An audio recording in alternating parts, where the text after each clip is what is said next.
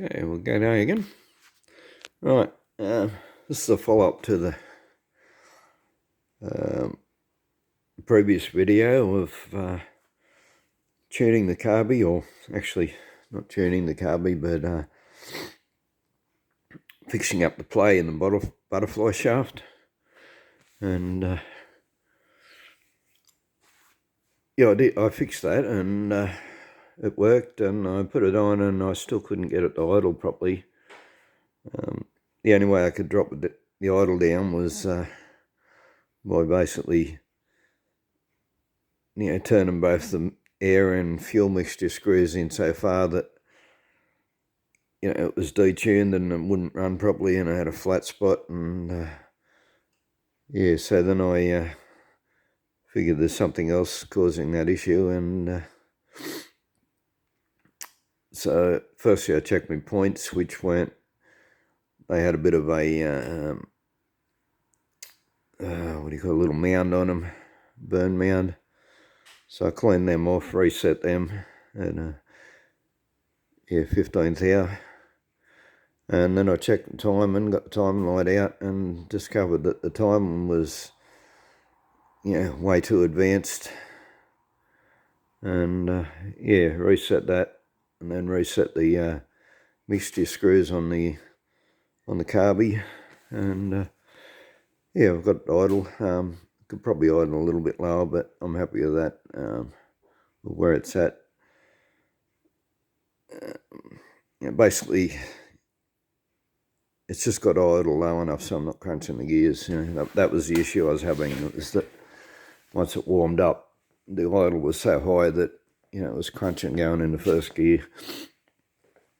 Anyway, but then I discovered another problem, and just a sec, I'll just turn this light back on so I can show you.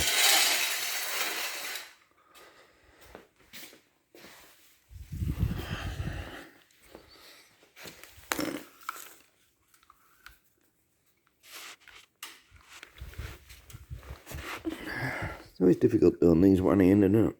Holding the camera. There we go. Okay. Yeah. But the tuning too. Had I not watched a video, I never would have figured out how to tune this. I had watched one previously, but yeah, for some reason I'd forgotten all about it. Didn't stick in my head. But yeah, this is totally different to any other carby I've ever worked on. Now, you would straight away think you adjust your idle from this screw, but that's not correct. That screw, the only purpose of that screw is the raised idle while the choke's on. It serves no other purpose. So you want to screw it right out so it's just touching, and then even back out a bit more, another mil or so. So it shuts fully and doesn't touch. And your idle is controlled by this bigger one at the top, which is blocking the light. The bigger one at the top, which is your air mixture, and the smaller one at the bottom, which is your fuel mixture. And I'll put a link in the video in the description as soon as it's uploaded, and it'll give you a rundown on how to tune these. And as I said, had I not watched that video, I never would have figured that out. And but yeah, don't adjust the idle off this top screw. It has to be able to shut. Okay. The other thing I found is that this is probably due to putting an O-ring over the side of the butterfly shaft, which I probably didn't need anyway, because it was fairly tight in the sleeve I put in it. But it's created just a tiny bit of drag, and it's just enough for it to not fully shut. And I think the other one too is this cable might have been a little bit tight. I've actually backed it off a bit too far now. I'm not quite getting full throttle, but anyway, we'll get to that tomorrow. But I was going to put a heavier spring on it, couldn't find one, And then I was looking at the angle where the spring is, and it's not really positioned properly. Yeah, it pulls it to about there, and then sort of once this gets in line with here, it's not really pulling it anymore. So yeah, I put a thread in this top piece where the spring hooks in, drilled out, put a 5mm thread in it. I put a 5mm screw. I've put nuts, and I've put Loctite on. I put Loctite in there, put a nut on the back of it to make sure it doesn't come loose, and I put also Loctite on both of these screws so they don't come loose. But yeah, I've sort of added a little bit to the length, but more than anything, I've changed the angle that it's pulling from, and it's working, and yeah, a whole lot better now. And yeah, as I said, I've put a filter in it now, a second filter. There's one on the tank, but I put in a second filter because of this, as I explained before, this fuel pump had been sitting around for a lot of years, and there was crap coming out of it. And yeah, but we'll see how we go. When I pulled it apart, when I took the top off, I noticed that the bowl was very filled, like it was only, you know, even after taking the flat out, it was only 5mm or something from the top of the thing there, and I thinking that it's actually filling up too far anyway. Because so the issue I was having regularly is you go to start it. Sometimes you'd sit at the lights and it'd just stall, the fuel up and stall. But I think that was more to do with dirt in it, getting through from this fuel pump. But the other thing is, when you'd go to restart it, you'd go into the shop, you come out and it'd be flooded. You'd have to floor it and wind it over several times before it would fire up.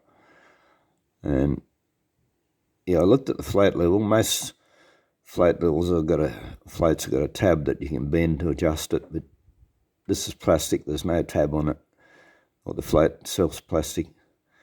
And I've since learned that you adjust it by putting spacer washers under the needle and seat. So anyway, and I can be bothered pulling it off again at the moment, taking the top off, but I'll see how it goes anyway. But yeah, if I continue to have issues with it flooding, well, then I'm going to take it off and back the needle and seat down a few notches and see how we go.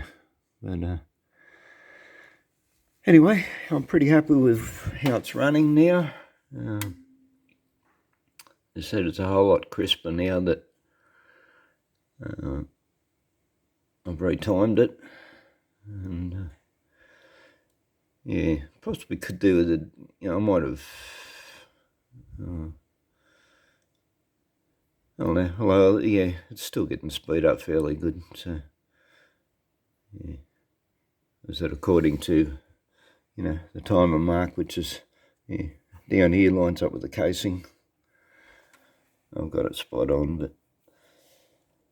but so it just, because it was so far advanced before, it feels a little bit different. But yeah, I think I've got it pretty all right. And yeah. Give you a sound of it.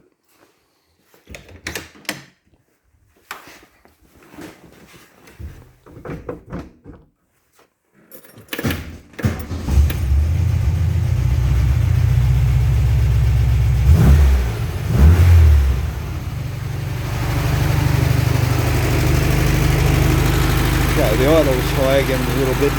This is the thing I don't like about this electronic choke, is that even though the motor's warm,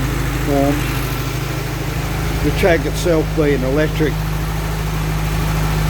has cooled down, and we've got the choke back on.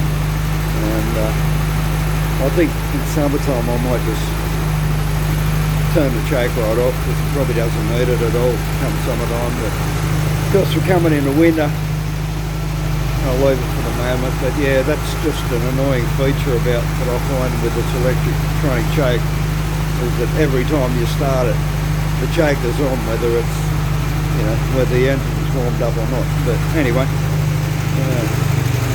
yeah, so a whole lot crisper now.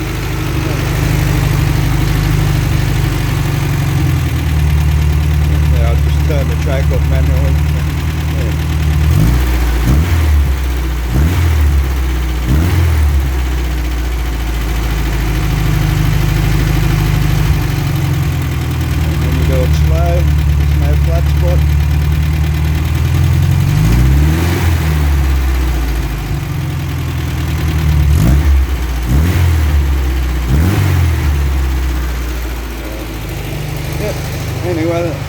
plenty happy with that. That's so much better than it was. Yeah, alright, well, I'll upload this video now, and thanks for watching, and hit a like please, and yeah, look in the description if you don't know how to. I'll give this a bit of explanation. This is not all mug carbies. This is the one that comes out on the 1600s, which is a 34 picked, and it's different to the 30 picked that are on a 1300 and 1200. It's totally different. On the early ones, you do adjust the oil from this screw, but you don't on this.